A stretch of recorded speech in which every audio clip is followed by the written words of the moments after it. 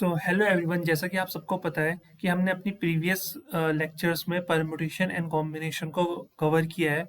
जितनी भी उसकी प्रॉब्लम्स बन सकती हैं, जितने भी टाइप्स की प्रॉब्लम्स बनती हैं, कार्ड्स वाली, कमिटीज़ वाली, ज्योमेट्री वाली, वो सब हमने वहाँ पे कवर किए हैं डिटेल में।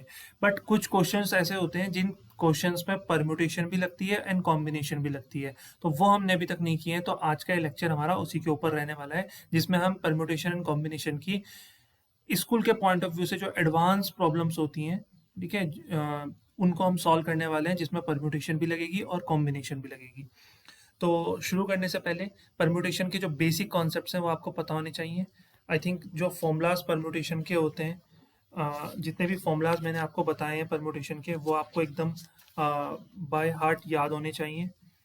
ठीक है, जितनी भी प्रॉपर्टीज़ मैंने परम्यूटेशन की आपको बताई हैं, करवाई हैं, वो सब आपको पता होनी चाहिए। ठीक है, और कॉम्बिनेशन के फॉर्मूलाज तो हमने लास्ट क्लास में देखे थे। कुछ इस तरह के फॉर्मूलाज हैं कॉम्बिनेशन के, जो आपको ध्यान रखने पड़ेंगे। अब हम बात करते हैं कि किस तरह की प्रॉब्लम्स जो है वो परम्यूटेशन एंड कॉम्बिनेशन में पूछी जाएंगी। तो चलिए पहले क्वेश्चन से स्टार्ट करते हैं। पहला क्वेश्चन हमारे पास है कि how many words with or without meaning can be formed using all the letters of the word equation at a time so that the vowels and consonants occur together। Question में कहा जा रहा है कि जो इक्वेशन वर्ड है इससे हम कितने वर्ड्स बना सकते हैं विद और विदाउट मीनिंग। इक्वेशन वर्ड के लेटर्स को रीअरेंज करके, और कंडीशन दे दी है। कंडीशन क्या दी है कि वोवल्स और कॉन्सोनेंट्स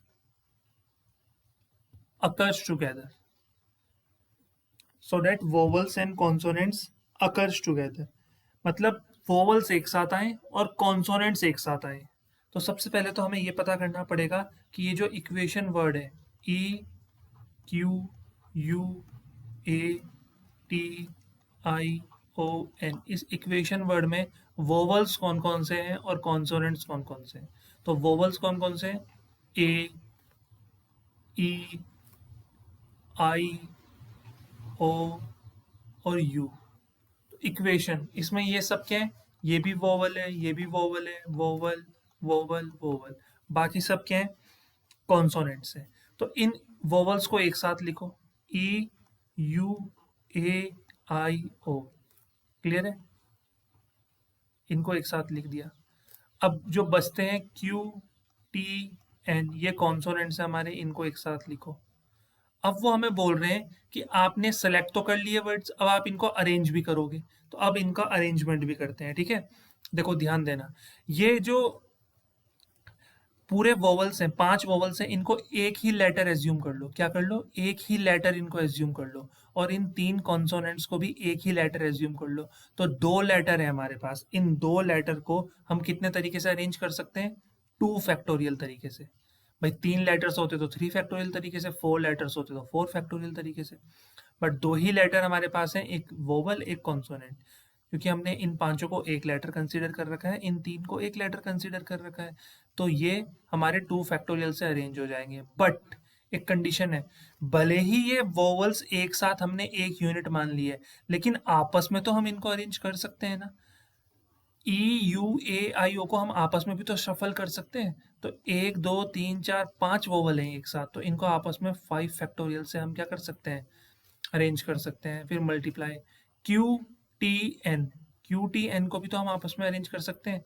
तो इसको हम 3 फैक्टोरियल से अरेंज कर देंगे। तो ये हो जाएगा 2 factorial into 3 factorial into 5 factorial.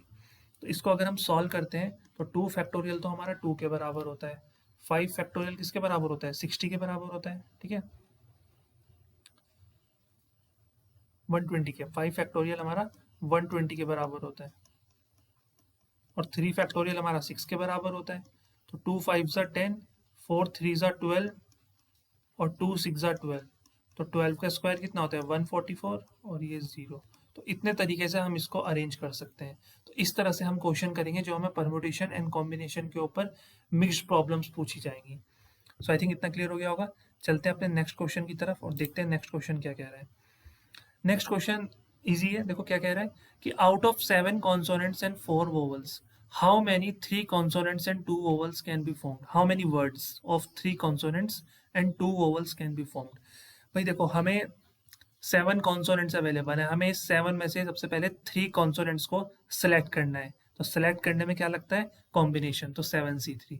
फिर हमें क्या करना है, 4 मल्टीप्लाई, क्योंकि एंड का केस है, ये भी नेसेसरी केस है वोवल को सेलेक्ट करना, इसलिए मल्टीप्लीकेशन आ गया। और होता तो फिर एडिशन आता। 4 वोवल्स में से हमें कितने वोवल सेलेक्ट करने हैं, 2 वोवल सेलेक्ट करने हैं, तो ये हमारा आंसर हो जाएगा, है ना। नहीं, क्योंकि अभी हमने सिर्फ सिलेक्शन किया है। अभी हमें अगर वर्ड्स बनाने हैं तो सेलेक्ट करने के बाद इनको शफल भी तो करेंगे, मतलब इनकी परम्यूटेशन भी तो करेंगे। तो जब हमने 7 में से 3 वर्ड सेलेक्ट कर लिए हैं और 4 में से 2 वर्ड सेलेक्ट कर लिए हैं, तो टोटल कितने लेटर्स हमारे सेलेक्ट हो गए। टोटल हमारे पास 5 लेटर्स हमने सेलेक्ट कर लिए हैं। अब इन 5 लेटर्स को हम अरेंज भी तो कर सकते हैं 5 फैक्टोरियल तरीके से। इन 5 लेटर्स को हम अरेंज भी तो कर सकते हैं ना 5 फैक्टोरियल तरीके से। तो अगर हम इनको अरेंज करते हैं तो हमारा आंसर आ जाएगा 7/3, 6/2 इंटू 5/1, और ये हो जाएगा 4/2 इंटू 3/1। और 5 फैक्टोरियल को सॉल्व करना है तो 5 इंटू 4 इंटू 3 इंटू 2 इंटू 1। तो इसको सॉल्व करें तो 3 2 ज़ा 6 और 2 से 2 कैंसिल हो गया, तो 7 5 ज़ा कितना हो गया, 35। 4 3 ज़ा कितना हो गया, 12। 5 4 ज़ा कितना हो गया, 20, और इंटू 3। तो इसको सॉल्व करें, 35 और 12 3 ज़ा कितना होता है, 36 इंटू 20। तो 35 इंटू 20 कितना होता है, 700 इंटू 36, और 36 इंटू 7 कितना होता है, 252, है ना। और 2 0 आ गई, तो ये हमारा आंसर आ गया। इतने तरीके से हम अरेंज कर सकते हैं। तो देखो, सेलेक्ट पहले किया तो कॉम्बिनेशन लगाई, और फिर उन सिलेक्टेड 5 लेटर्स को आपस में अरेंज किया 5 फैक्टोरियल तरीके से, तो ये हमारी क्या लगी, परम्यूटेशन लगी। तो इस तरह से हम सॉल्व करते हैं, ठीक है। अब 19 इस पे कितना आते हैं, हाँ ठीक है, 26, ठीक है। नेक्स्ट क्वेश्चन देखते हैं क्या है, कि हाउ मेनी वर्ड्स विद और without meaning each of 2 vowel and 3 consonant can be formed from the letters of the word daughter। तो हमें क्या करना है, how many words with or without meaning each of 2 vowels and 3 consonants can be formed from the letters of the word daughter। ठीक है, तो हमें क्या बोल रखा है, हमें एक वर्ड दे रखा है डॉटर, DAUGHTER, ये डॉटर वर्ड दे रखा है। इस डॉटर वर्ड में हमें देखना है कितने वोवल्स हैं और कितने कॉन्सोनेंट्स हैं। तो ये हमारे पास क्या है, वोवल है ए, ठीक है, ई, आई तो है नहीं, ओ भी नहीं है, यू है, ये आ गया यू। तो ये भी हमारा क्या है, वोवल है। तो जो ब्रैकेट में बंद है ये वोवल है। तो अगर वोवल्स की बात हम करें तो वोवल्स हमारे पास क्या क्या है, ए, यू और ई। और कॉन्सोनेंट्स की बात करें तो कॉन्सोनेंट्स कितने हैं हमारे पास, कॉन्सोनेंट्स हमारे पास है D, G, H, T, R, ये हमारे पास कॉन्सोनेंट्स है, ठीक है। तो वोवल्स कितने हैं हमारे पास, वोवल्स हमारे पास है 3, और कॉन्सोनेंट्स कितने हैं हमारे पास, 5। समझ में आ रहा है। अब हमें इन 3 वोवल्स में से 2 वोवल्स को सेलेक्ट करना है, क्योंकि उन्होंने बोल रखा है कि 2 वोवल और 3 कॉन्सोनेंट को सेलेक्ट करो इन इस डॉटर में से। तो डॉटर में 3 वोवल्स हैं, तो हमने 3 वोवल्स में से 2 वोवल्स को सेलेक्ट करना है। एंड है तो मल्टीप्लीकेशन आएगा। हमने 5 कॉन्सोनेंट्स में से 3 वोवल्स को सेलेक्ट करना है, तो ये हमने लगाई कॉम्बिनेशन। क्या लगाई, कॉम्बिनेशन। बट जब हम 2 वोवल्स और 3 कॉन्सोनेंट्स को सेलेक्ट कर लेंगे कॉम्बिनेशन लगा के, तो हमें इन्हें आपस में अरेंज भी तो करना होगा, शफल भी तो करना होगा। तो उसके लिए क्या यूज होती है, उसके लिए यूज होती है परम्यूटेशन। तो टोटल कितने लेटर्स हैं, 5। तो इनको अरेंज करेंगे 5C5 से। 5C5 का मतलब क्या होता है, 5 फैक्टोरियल, ठीक है। 5C5 का मतलब क्या होता है, 5 फैक्टोरियल। तो इसको हम डायरेक्ट 5C5 लिख रहा हूँ, 5P5, sorry my mistake, 5P5। और 5P5 का मतलब होता है 5 फैक्टोरियल। तो ये हो जाएगा 3C2 into 5C3 into 5 factorial. और 5 फैक्टोरियल की वैल्यू कितनी होती है, 120, ध्यान रखना। 3C2 को सॉल्व करेंगे तो 3/2 इंटू 2/1। 5C3 को सॉल्व करना है 5/3, 4/2, 3/1। और 5 फैक्टोरियल होता है 1/120। सो 3 से 3 कैंसिल, 2 से 2 कैंसिल, 2 से ये कैंसिल, तो 5 2 ज़ा 10, 10 3 ज़ा 30, और 30 इंटू 120 कितना होता है? 3600 है ना। 12 3 ज़ा 36 होता है, 2 जीरो आ गई। तो ये हमारा आंसर आ गया। देखो कितना इजीली सॉल्व हो रहे हैं परम्यूटेशन एंड कॉम्बिनेशन की मिक्स्ड प्रॉब्लम्स। नए क्वेश्चन पे चलते हैं। देखो नया क्वेश्चन क्या कह रहे हैं? In how many ways can 5 girls and 3 boys be seated in a row so that no 2 boys are together? हमें क्या करना है? हमें सबसे पहले हमें 5 गर्ल्स और 3 बॉयज को इस तरह से बिठाना है कि 2 बॉयज एक साथ कभी ना बैठ पाए। तो सबसे पहले ऐसा काम, जब ऐसा क्वेश्चन आता है ना, तो जिसको बिठाना अलग अलग बिठाना होता है उसको छोड़ दो, बाकी सबको बिठा दो। तो हमारे पास कितनी गर्ल्स हैं? 5 गर्ल्स हैं। तो सबसे पहले हम 5 गर्ल्स को बिठाएंगे। 5 गर्ल्स को बिठाएंगे, first girl, second girl, third girl, fourth girl, fifth girl. तो हमने 5 गर्ल्स को बिठा दिया। अब इन 5 गर्ल्स को जब हमने सेलेक्ट करके बिठाया तो इनमें इनको हम आपस में अरेंज कर सकते हैं कितने तरीके से? 5 फैक्टोरियल तरीके से। अब ये नाम थोड़ी ना है कि इस सीट पे यही वाली गर्ल बैठेगी, है ना, या इस सीट पे ये वाली गर्ल, इनको भी तो आपस में शफल कर सकते हैं। तो हमने इनको बिठाया और शफल कर दिया। क्लियर है? अब नेक्स्ट काम क्या होगा? अब हम नेक्स्ट काम करेंगे कि हमारे पास टोटल कितनी सीट्स हैं ये देखेंगे। हमारे पास टोटल कितनी सीट्स हैं? 1 2 3 4 5 6। हमारे पास टोटल कितनी सीट्स हैं? 6 सीट्स हैं। और इन 6 सीट में से हमें कितनी सीट, कितने बॉयज़ को बिठाना है? 3 बॉयज़ को बिठाना है। तो नेक्स्ट काम हमारा होगा कि 6 सीट्स अवेलेबल हैं और 3 बॉयज़ को हमें सेलेक्ट करना है 6 सीट्स के लिए। तो ये हो जाएगा 6C3। अब हमने 6 सीट्स के लिए 3 सीट को सेलेक्ट कर लिया जिसमें वो 3 बॉयज़ को हम बिठाएंगे। तो 6 सीट्स में से हमने 3 सीट्स सेलेक्ट की 6C3 से। लेकिन जब हम उन बॉयज़ को उन 3 सीट पे बिठाएंगे तो उन बॉयज़ को भी तो हम आपस में उन 3 सीट पे रीअरेंज कर सकते हैं, अरेंज कर सकते हैं ना। तो कितने तरीके से अरेंज करेंगे? 3 फैक्टोरियल को। सपोज करो कि मैंने बॉयज़ को यहाँ बिठा दिया है, एक लड़के को यहाँ पे बिठाया है, एक लड़के को यहाँ पे बिठाया है, एक लड़के को यहाँ पे बिठा दिया है। तो अब सेलेक्ट किया मैंने 6C3 से, लेकिन इनको मैं आपस में भी तो शफल कर सकता हूँ कि बॉय 1 को इधर बिठा दूँ, बॉय 2 को इधर, बॉय 3 को इधर, बॉय 2 को इधर, है ना। तो 3 फैक्टोरियल से इसको हम शफल करेंगे। तो हमारा आंसर आएगा 5 फैक्टोरियल इज 120। 6C3 को सॉल्व करेंगे तो 6/3, 5/2, 4/1, और 3 फैक्टोरियल कितना होता है? 6। तो 3 2 ज़ा 6, तो यह आ जाएगा 120 इंटू 5 4 ज़ा 20, 20 6 ज़ा 120। तो ये हमारा आ गया, 12 का स्क्वायर होता है 144 और 00। तो ये हमारा आंसर आ गया। तो कितना सिंपल जा रहे हैं देखो। सबसे पहले अपने 5 गर्ल्स को बिठाया 5 जगह पे, तो उनको हमने अरेंज किया 5 फैक्टोरियल से। समझ में आया? फिर हमने 6 सीट्स बचती हैं। इन 6 सीट्स पे हमने 3 सीट्स को सिलेक्ट करना है जिसपे हम 3 बॉयज़ को बिठाएंगे। हमने सेलेक्ट किया उन सीट्स को 6C3 तरीके से। फिर उन बॉयज़ को बिठाने के बाद हमने क्या किया? उन्हें अरेंज कर दिया 3 फैक्टोरियल से। तो परम्यूटेशन भी लग गई और कॉम्बिनेशन भी लग गई। तो जिसको अलग अलग बिठाना होता है उसको बाद में देखेंगे, बाकी जो गिवंस है उनको सबसे पहले बिठा दो और शफल कर दो। तो उनके लिए तो कोई सिलेक्शन करने की जरूरत नहीं थी ना, उनको तो सिर्फ अरेंज करना था हमने, है ना। तो ये हमारा आंसर आ गया। सो आई होप कितना समझ में आ रहा होगा। ठीक है, नेक्स्ट क्वेश्चन पे चलते हैं। देखो नेक्स्ट क्वेश्चन क्या कह रहा है। नेक्स्ट क्वेश्चन हमें कह रहा है कि हाउ मेनी वर्ड्स, हाउ में नहीं, नेक्स्ट क्वेश्चन तो ये वाला है ना, the number of 4 letter words. चाहिए, हाँ ये वाला आ गया। The number of 4-letter words with or without meaning that can be formed from the 11 letters of the word mathematics. देखो अगेन काफ़ी इजी क्वेश्चन ही है, बट यहाँ पे थोड़ा सा जो है वो कंफ्यूजन होती है बच्चों को इस तरह के क्वेश्चन में। देखो कंफ्यूजन क्या होती है। देखो जैसे ये क्वेश्चन है ना, आई थिंक सबसे ज़्यादा प्रॉब्लम ना बच्चों को इस टाइप के क्वेश्चन में होती है। अभी एक दो क्वेश्चन और भी आगे आएंगे, ठीक है।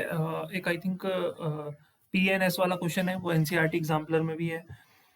उस टाइप के क्वेश्चन में बच्चों को बहुत प्रॉब्लम होती है, और इस टाइप के क्वेश्चन में भी बच्चों को बहुत ज़्यादा प्रॉब्लम फेस करने के लिए मिलती है। देखो कभी भी अगर इस तरह का क्वेश्चन आपसे अगर पूछा जाए तो इस तरह के क्वेश्चन को सॉल्व करने के लिए,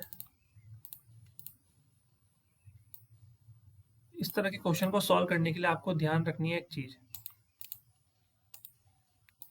क्या ध्यान रखना है? कि बोल रखा है 4 letter words that can be formed from the 11 letters of the word mathematics. तो यहाँ पे हम डायरेक्ट ऐसा नहीं कर सकते कि टोटल 11 लेटर्स है मैथमेटिक्स में तो 11C4 कर दो, नहीं ऐसा नहीं करना है। यहाँ पे केसेस बनते हैं हमारे, ये क्वेश्चन इसीलिए हमारा बहुत ज़्यादा इंपॉर्टेंट हो जाता है कि इसमें केसेस बनेंगे। अब केसेस कैसे बनाने मैं सिखाता हूँ। देखो इसमें 11 लेटर्स हैं हमारे पास, कितने लेटर्स हैं? 11 लेटर्स हैं। कौन कौन से हैं?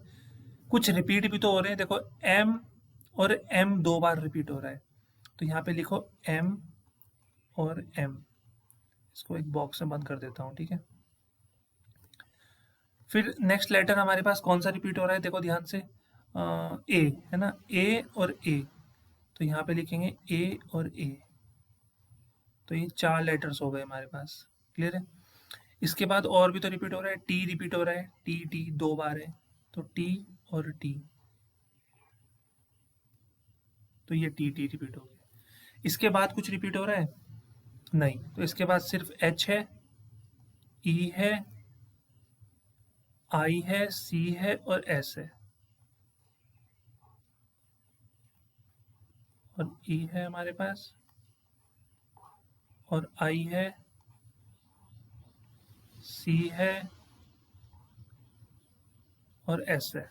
क्लियर हुआ? ये लेटर्स हमारे पास है। अब हमें इससे 4 लेटर वर्ड बनाने हैं, तो हमेशा ध्यान रखना डायरेक्ट मत कर देना 11C4 और जो रिपीट हो रहा है डिवाइड। यहाँ पे केसेस बनते हैं। देखो पहला केस क्या बनेगा? पहला केस बनेगा कि all 4 letters are distinct, all 4 letters are distinct. ये केस खुद बनाने हैं यहाँ पे, ठीक है, फिर टोटल आंसर बाद में बताएंगे। पहला केस है कि सारे लेटर जो हैं हमारे पास वो अलग अलग होने चाहिए।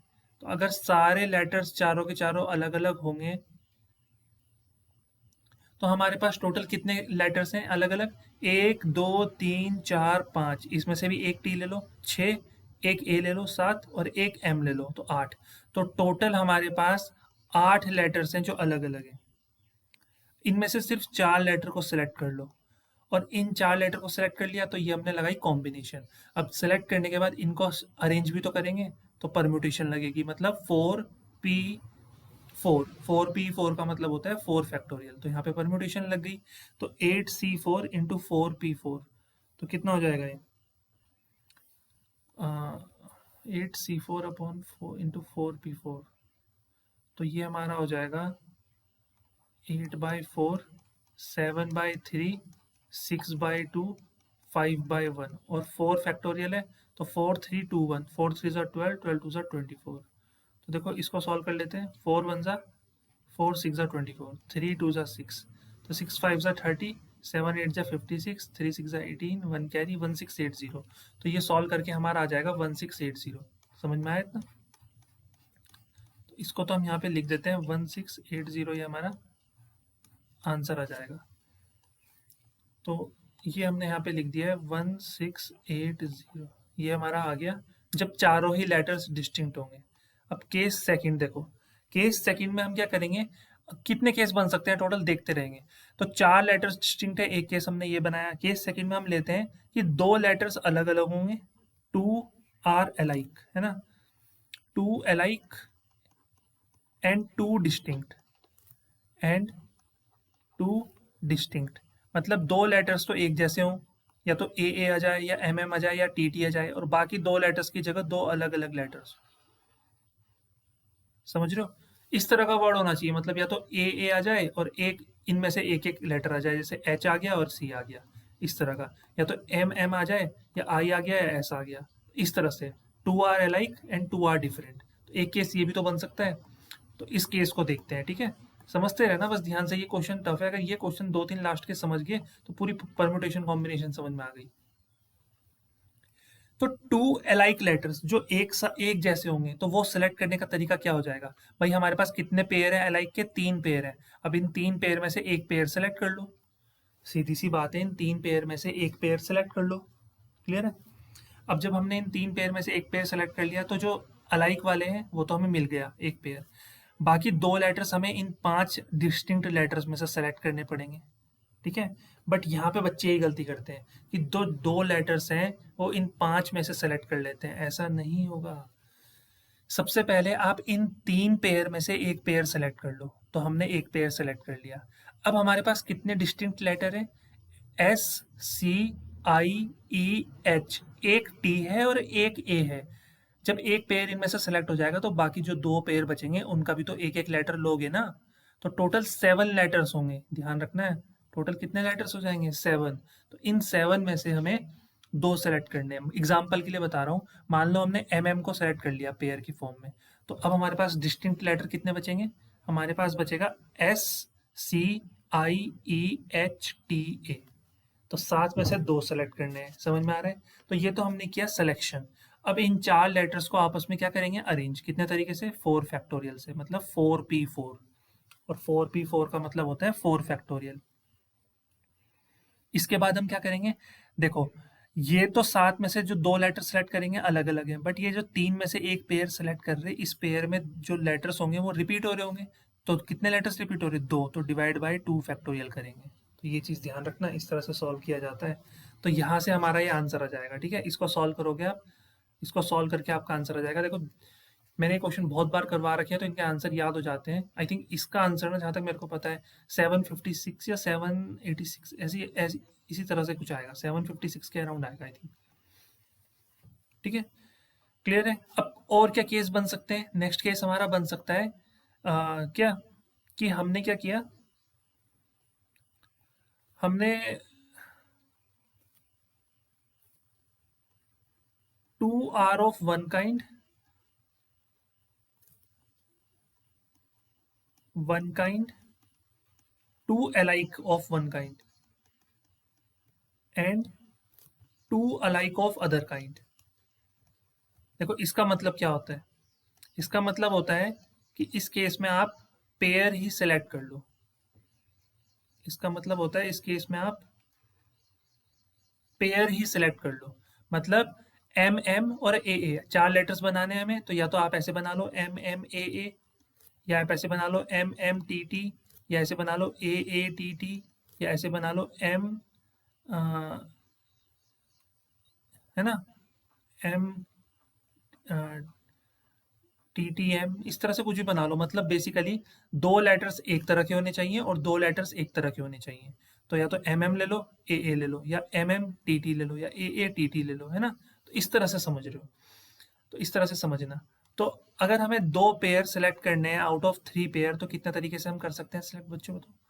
अगर हमें दो पेयर सेलेक्ट करने हैं आउट ऑफ 3 पेयर, तो हम सेलेक्ट कर सकते हैं 3C2 से। अब हमने पेयर तो सिलेक्ट कर लिया 3C2 से, इन 4 लेटर्स को आपस में शफल करेंगे 4 फैक्टोरियल से, है ना, 4p4 से। लेकिन दो रिपीट हो रहे हैं और दो एक जैसे हैं, तो डिवाइड बाय 2 फैक्टोरियल और डिवाइड बाय 2 फैक्टोरियल। तो यहाँ से हमारा आंसर आ जाएगा, ठीक है? 3C2 को सॉल्व करना है तो 3/2 और 2/1। 4 फैक्टोरियल को सॉल्व करते हैं 4 इंटू 3 इंटू 2 इंटू 1, और 2 फैक्टोरियल को सॉल्व करना है तो 2 इंटू 1 और 2 इंटू 1। तो 2 2 सा कितना होता है? 4। 2 से 2 कैंसिल, तो ये आ जाएगा 3, और 3 2 सा कितना होता है? 6। तो 6 3 सा कितना होता है? 18। तो ये हमारा आंसर यहाँ से आ गया, 18। सो आई होप कितना क्लियर हो गया होगा। अब अगर हम इसमें तीनों को ऐड करते हैं तो 1680 प्लस 756 और प्लस 18, तो इसको अगर हम सॉल्व करते हैं तो यहाँ से हमारा ये अराउंड आएगा 2454 के अराउंड।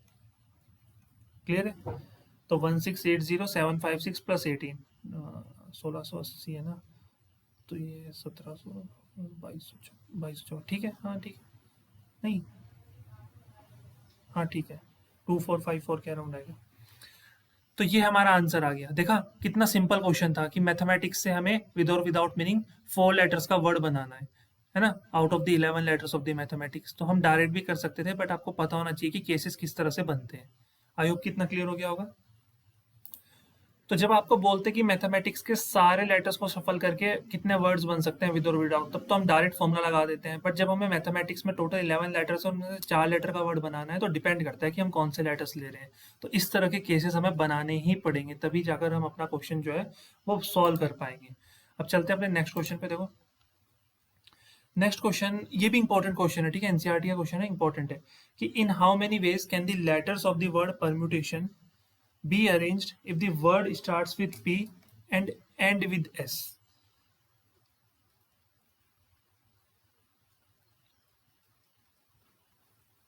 ठीक है, क्वेश्चन को ध्यान से देखो कि इन how many ways can the letters of the word permutation be arranged if the word starts with P and and with S. अगर वर्ड पी से स्टार्ट हो रहा है और एस पे एंड हो रहा है तो कितने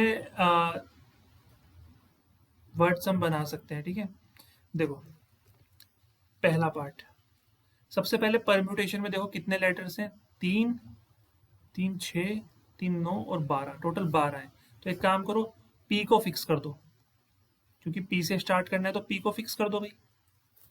और उसके बाद 11 स्पेसेस छोड़ दो, 1 2 3 4 5 6 7 8, ये हो गया ना पी। तो 2 3 4 5 6 7 8 9 10 11 और 12वें नंबर पे एस को फिक्स कर दो। अब जो बाकी 10 लेटर्स हमारे बचते हैं, ठीक है, ERMUTATION, इनको आपस में अरेंज करना है। इनको क्या करना है, आपने आपस में अरेंज करना है। तो अरेंज करते हैं, देखो ठीक है। तो देखो अब इसमें क्या करेंगे हम, 10 लेटर्स हमें अरेंज करने हैं, तो इसको सॉल्व करने का तरीका हो जाएगा 10 फैक्टोरियल अपॉन, मतलब 10 फैक्टोरियल का मतलब होता है 10 लेटर्स को अरेंज करना है तो 10p10, 10 लेटर्स को 10 जगह अरेंज करना है तो 10p10 मतलब 10 फैक्टोरियल। लेकिन ध्यान दो, क्या ये जो ERMUTATION है, इसमें कोई लेटर रिपीट तो नहीं हो रहा है? तो इसमें टी रिपीट हो रहा है जहां तक मेरे को नजर आ रहा है। तो टी कितनी बार रिपीट हो रहा है, 2 बार रिपीट हो रहा है।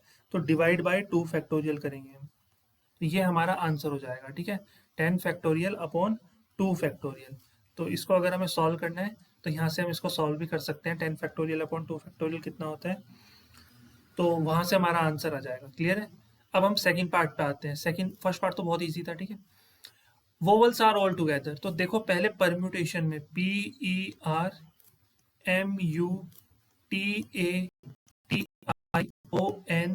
भी है, हाँ। तो इसमें वोवल्स कौन कौन से हैं, तो ए, ठीक है, ई, आई, ओ और यू, पांचों ही वोवल्स हैं। तो ए ई ये वोवल्स हैं हमारे। बाकी क्या बचते हैं, कॉन्सोनेंट बचते हैं। अब वो बोल रहे हैं कि वोवल्स एक साथ आने चाहिए, तो एक साथ लिख दो इनको, EUAIO। इनको एक ही लेटर एज्यूम कर लो। अब बाकी क्या बचता है, बाकी बचता है PRMTTNS, ये बचता है। तो अगर ऐसा है तो ये देखो कि टोटल लेटर्स कितने बन रहे हैं हमारे पास। एक EUAIO को एक ही लेटर एज्यूम करना, तो 1 2 3 4 5 6 7 8, तो टोटल लेटर्स हमारे पास कितने बन रहे हैं, 8 बन रहे हैं। क्लियर है? टोटल लेटर्स कितने आ गए हमारे पास, 8 लेटर्स हमारे पास दिख रहे हैं हमें। और इन लेटर्स में से 2 लेटर्स क्या हो रहे हैं, आपस में रिपीट हो रहे हैं। समझ में आ रहे हैं? तो एक चीज ध्यान रख, तो कितने कितने लेटर्स मिल रहे हैं, 8। एक तो ये हो गया EUAIO, 1 2 3 4 5 6 7 8। तो इन 8 लेटर्स को हम अरेंज कर सकते हैं कितने तरीके से, 8 फैक्टोरियल से। लेकिन इसमें टी 2 बार रिपीट हो रहा है तो डिवाइड बाय 2 फैक्टोरियल। ये समझ में आया? तो इनको हमने शफल कर लिया है। अब मेरे को एक बात बताओ, अगर हमने इन ऑल वोवल्स को एक साथ रख रखा है, इनको एक यूनिट मान रखा है, तो भले ही हमने इनको एक यूनिट मान रखा है, लेकिन इनको आपस में भी तो हम शफल कर सकते हैं ना। तो कितने लेटर्स हैं, 1 2 3 4 5, तो इनको आपस में हम 5 फैक्टोरियल से भी अरेंज कर सकते हैं। तो हमारा जो आंसर होगा वो बनेगा 8 factorial upon 2 factorial into 5 factorial. ठीक है, तो ये हमारा आ जाएगा यहाँ से इतना आंसर। तो इसको अगर हम सॉल्व करते हैं 8 factorial upon 2 factorial into 5 factorial को, तो यहाँ से we will get our answer. ठीक है, तो यहाँ से इसको सॉल्व कर लेना, जितना भी आएगा ये इसको भी सॉल्व कर लेना, ये सेकंड पार्ट का आंसर हो जाएगा। अब देखो थर्ड पार्ट हमारा यहाँ पे सबसे इंपॉर्टेंट रहने वाला है। थर्ड पार्ट क्या बोल रहा है कि आप परम्यूटेशन से कितने शब्द बना सकते हो, कि कंडीशन क्या दे रखी है, हमेशा पी और एस के बीच में 4 लेटर आने चाहिए। हमेशा पी और एस के बीच में 4 लेटर्स आने चाहिए। ये सबसे इंपॉर्टेंट पार्ट है। और मेरे ख्याल से पूरे परम्यूटेशन कॉम्बिनेशन की प्रॉब्लम्स का, अगर एनसीईआरटी और एग्जाम्पलर की बात करें, तो वहाँ पे सबसे टफ पार्ट देखने के लिए बच्चों को यही मिलेगा। ठीक है, ये सबसे इंपॉर्टेंट है, इसकी प्रैक्टिस अच्छे से करके जानी है, एक इस क्वेश्चन की और एक मैथमेटिक्स वाले क्वेश्चन की। ये दो क्वेश्चन आपको काफ़ी कुछ सिखा देंगे, ठीक है। तो उन्होंने बोला है कि there are always 4 letter between P and S.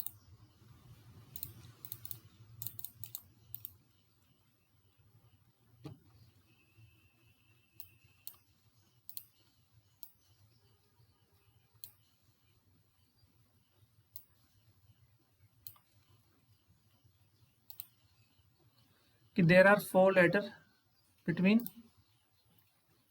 P N S. देखो इसको किस तरह से सॉल्व किया जाता है, यहाँ पे ध्यान देना। सबसे पहले पेन चेंज कर लेते हैं ओके। देखो 4 लेटर हमेशा आने चाहिए पी और एस के बीच में। तो टोटल परम्यूटेशन में कितने लेटर्स होते हैं? टोटल हमारे पास 12 लेटर्स होते हैं। ये तो हमने अभी पहले 2 पार्ट में सीख लिया है, ठीक है। 12 लेटर्स हमारे पास अवेलेबल है परम्यूटेशन में। इसमें से ना कौन सा लेटर ऐसा है जो रिपीट हो रहा है? वो टी रिपीट हो रहा है। 2 जो है वो हमारे पास टी है। क्लियर है?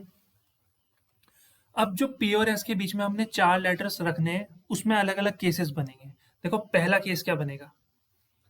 पहला केस जो हमारा बनेगा वो बने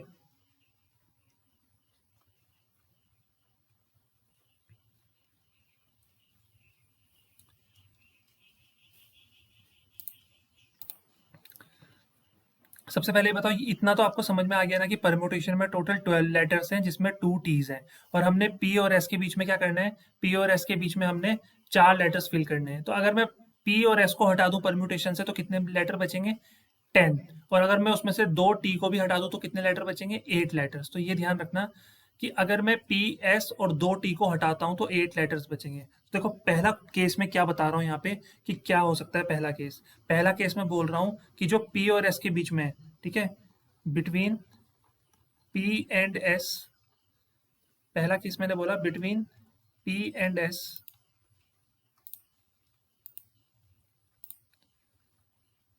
पहला केस मैं बोल रहा हूं कि between P and S 2 letters जो है टी पुट कर दिए मैंने। 2 तो मैंने पी और एस के बीच में टी डाल दिए, plus 2 letters are from remaining 8 letters. सोच के देखो, रिमेनिंग 8 लेटर्स। मैंने क्या किया है कि पी और एस के बीच में मेरे को 4 लेटर्स फिल करने हैं। तो मैंने पहली कंडीशन बनाई है कि उन 4 लेटर्स में से 2 तो मैंने टी फिल कर दिए हैं, और बाकी जो 2 लेटर्स हैं वो मैंने बाकी बचे हुए 8 लेटर्स में से फिल करने हैं। 8 लेटर्स कौन कौन से हैं? अगर मैं पी और एस को हटा देता हूँ क्योंकि उनके बीच में तो फिल हो रहे हैं, और 2 टी ऑलरेडी फिल कर चुका हूँ, तो कितने लेटर्स बचेंगे? 8 ही तो बचेंगे। तो उनमें से कोई 2 लेटर्स उठा के मैंने डाल दिए, ठीक है। पहला केस ये हो जाएगा। तो अगर ऐसा मैं करता हूँ तो यहाँ देना, देखना, ध्यान देना। मैं बेसिकली क्या कर रहा हूँ, मैं इन 2 लेटर्स को आउट ऑफ 8 लेटर्स किस तरह से चूज कर सकता हूँ? 8C2। बोलो इतना समझ में आया? मल्टीप्लाई। अब जो मैंने 2 टी लेटर सेलेक्ट किए हैं, ठीक है, और जो 2 लेटर ये बाकी 8 में से सेलेक्ट किए हैं, टोटल कितने लेटर्स हो गए? 4 लेटर्स। तो इन 4 लेटर्स को मैं पी और एस के बीच में अरेंज करूंगा कितने तरीके से? 4 फैक्टोरियल तरीके से। लेकिन इसमें 2 टी आ रखे हैं तो डिवाइड बाई 2 फैक्टोरियल भी होना ही है। समझ में आ रहा है? इसके अलावा पी और एस के बीच में 4 लेटर आने चाहिए। इसका मतलब यह है कि पी और एस के पोजीशन भी मैं इंटरचेंज कर सकता हूँ, मतलब पी की जगह एस लिख सकता हूँ और एस की जगह पी। आ तो अभी पी और एस के बीच में ही रहे हैं, तो मल्टीप्लाई बाय 2 फैक्टोरियल। क्यों? क्योंकि पी और एस भी अपनी पोजीशन इंटरचेंज कर सकते हैं। समझ में आ रहा है? तो इतना क्लियर हो गया। अब बाकी 6 लेटर्स, बाकी जो 6 लेटर्स हैं उसको एक लेटर मान लो, और ये पी और एस के बीच में जो 4 लेटर्स हैं इसको एक लेटर मान लो। तो 6 लेटर्स ये हो गए और बाकी 6 ये हो गए। तो इसको एक ही यूनिट अगर हम मानते हैं, क्योंकि इसको हमने एक यूनिट मान के ये हमने सॉल्व कर दिया है इस बॉक्स वाले को। अब बाकी बचे हुए 6 लेटर्स और ये सिंगल यूनिट मान लो, तो टोटल कितने हो गए? 7 यूनिट। तो 7 फैक्टोरियल से इसको क्या करो? अरेंज कर दो। थोड़ा सा टफ है मानता हूँ, ठीक है, थोड़ा सा नहीं, ज़्यादा टफ है, बट थोड़ा सा सोच के देखो। मैंने क्या कहा कि 12 लेटर्स हैं आपके पास परम्यूटेशन में।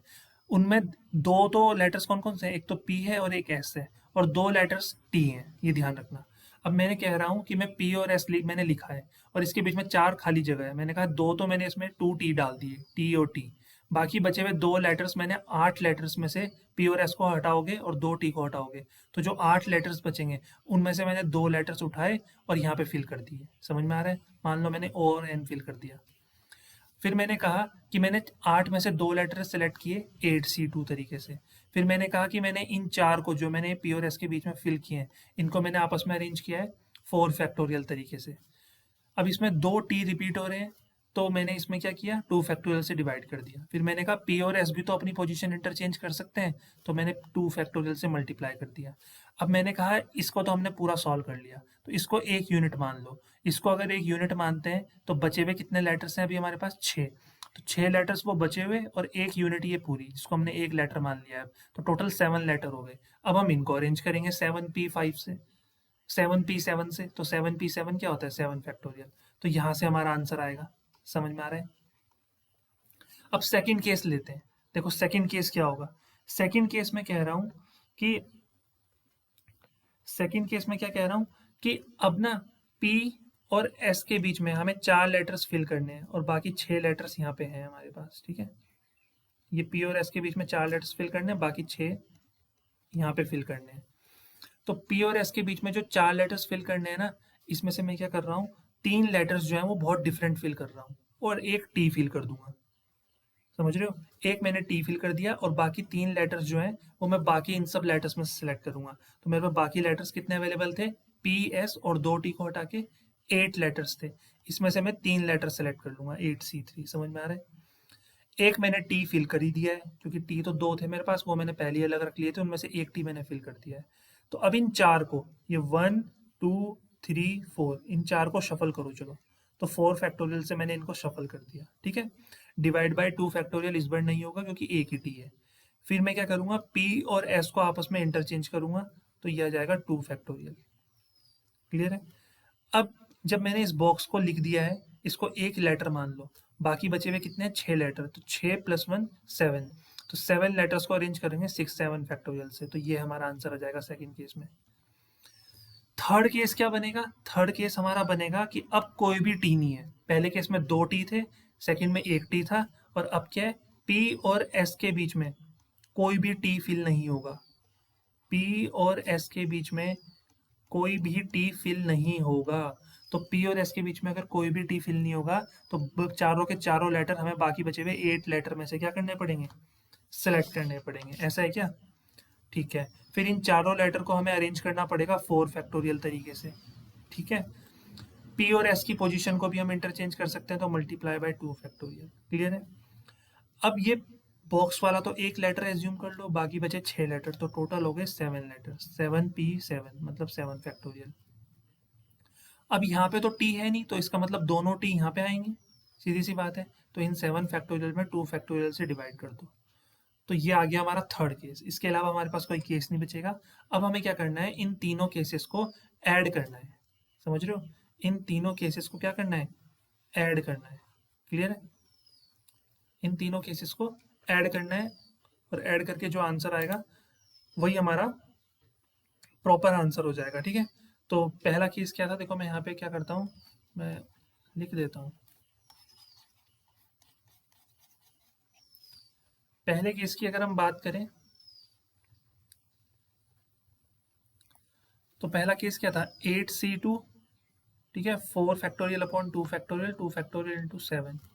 तो ये हो जाएगा 8C2, ठीक है, into 4 factorial upon 2 factorial into 2 factorial into 7 factorial. फिर बीच में आएगा प्लस का साइन। फिर सेकंड केस क्या था? 8C3 into 4 factorial into 2 factorial into 7 factorial. ठीक है, यही था ना, देख लेते हैं एक बार। 8C3 4 2 7। ठीक है, थर्ड केस क्या था? 8C4 4 2 7 फिर बाई 2। तो ये हो जाएगा 8C4 into 4 factorial into 2 factorial into 7 factorial upon 2 factorial. तो इन सबको सॉल्व करके जब आप ऐड करोगे तो वो आपका आंसर आएगा। क्योंकि एनसीईआरटी का क्वेश्चन है, तो एग्जाम में क्वेश्चन एग्जाम्पलर से भी पूछा जा सकता है। तो इसका इतना बड़ा सॉल्यूशन जब आएगा तो इसको सॉल्व करने से बेटर इसका फाइनल आंसर आप याद कर लो। ठीक है, फाइनल आंसर होता है 401 और 600। तो इनको सॉल्व करके जब आप ऐड करोगे तो आपका आंसर इतना ही आने वाला है फॉर श्योर। ठीक है, तो इस तरह से हम जो है वो क्वेश्चन जो है वो सॉल्व करते हैं।